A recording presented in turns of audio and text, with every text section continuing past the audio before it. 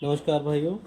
आज हम बात करेंगे एक ऐसे विषय पे जो हमारे समाज के लिए बहुत ही आवश्यक मुझे लगा कि 7 ऐसे ऐतिहासिक केस जिसके कारण हमारे भारतीय कानून में बहुत प्रभावशाली बदलाव हुए। तो वो कौन से हैं?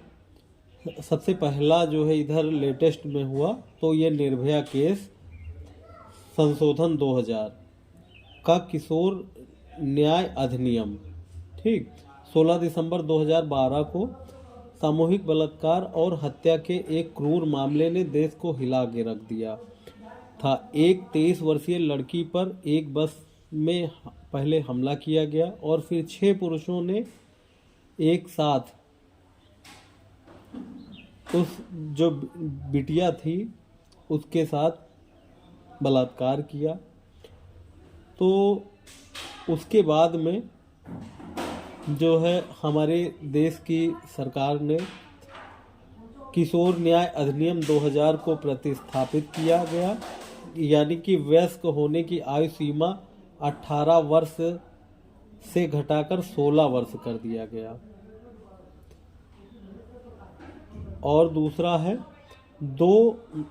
दूसरा जो हमारा है शाह बानो बेगम बनाम मोहम्मद अहमद खान। इसमें क्या हुआ? आपराधिक प्रक्रिया संहिता 1973 की धारा 125 में संशोधन। सीआरपीसी 1973 की 125 में संशोधन। क्या? शाह बानो 5 बच्चों की मां थी और 62 वर्ष की उम्र में 1978 में उसके पति मोहम्मद अहमद खान ने उसे तलाक दे दिया था। तलाक देने वाले पति से भरण पोषण के लिए मुआवजे की मांग को लेकर वह अदालत पहुंची थी। उसने गुजारा भत्ते की मांग की थी जो इस्लाम के खिलाफ है। यहाँ तक कि सरकार ने उसके पति के पक्ष में फैसला सुनाया था। सुप्रीम कोर्ट ने उम्र और वृद्धावस्था को देखते हुए शाह बानो के पक्ष में फैसला सुनाया और धर्मनिरपेक्षता एवं महिला कल्याण की रक्षा की। सुप्रीम कोर्ट के इस फैसले ने आपराधिक प्रक्रिया संहिता की धारा 125 में संशोधन कराया। इस फैसले ने तलाक के मामले में सभी मुस्लिम महिलाओं को राहत दी, क्योंकि नए कानून में उनके लिए पति से गुजारा भत्ता प्राप्त करने की व्यवस्था कर दी गई थी। ये हुआ दूसरा। और तीसरा क्या है? एक केएम नानावटी बनाम महाराष्ट्र राज्य प्रभाव। ये क्या है? यदि जूरी को प्रभावित किया जा सकता है तो जूरी प्रणाली को समाप्त करें, यानी जूरी सुनवाई का निलंबन। ये क्या है? केएम नानावटी जब 34 वर्ष के थे तब उनका पूरा जीवन बदल गया था। वे एक नौसेना अधिकारी थे और सिल्विया से उन्होंने शादी की थी। अपनी पत्नी और बच्चों के साथ वे मुंबई में रहते थे। ठीक। और भाइयों, नानावटी की अनुपस्थिति में अकेलेपन ने सिल्विया को उनके मित्र प्रेम आहूजा से मिलने और उसके प्रेम में पड़ने को मजबूर कर दिया।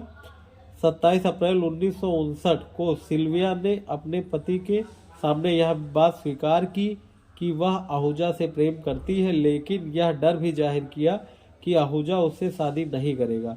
फिर नानावटी प्रेम आहूजा के घर यह पूछने गए कि क्या वह सिल्विया से शादी करेगा और बच्चों की जिम्मेदारी उठाएगा, लेकिन वह मुकर गया। गुस्से में नानावटी ने उसके शरीर पर 3 गोलियां चलाई और उसकी मौत हो गई। यह एक ओपन केस था। इसे मीडिया में काफ़ी कवरेज मिली और आखिरकार ज्यूरी का फैसला नानावटी के पक्ष में हुआ। बॉम्बे उच्च न्यायालय के न्यायाधीश ने फैसले को खारिज कर दिया और नानावटी को हत्या का दोषी पाते हुए उसे आजीवन कारावास की सजा सुनाई। 3 वर्ष बाद वह जेल से रिहा हुए। इस मामले ने यह साबित कर दिया कि प्रभावित जूरी पैनल भी खतरनाक हो सकता है, अतः जूरी प्रणाली को समाप्त कर दिया गया था। तो भाइयों, ये आज तक की मैंने 3 केस स्टडी आपको बताई, जिससे और बाकी के आपको लिए फिर जिस दिन समय मिला वीडियो बनाऊंगा। धन्यवाद।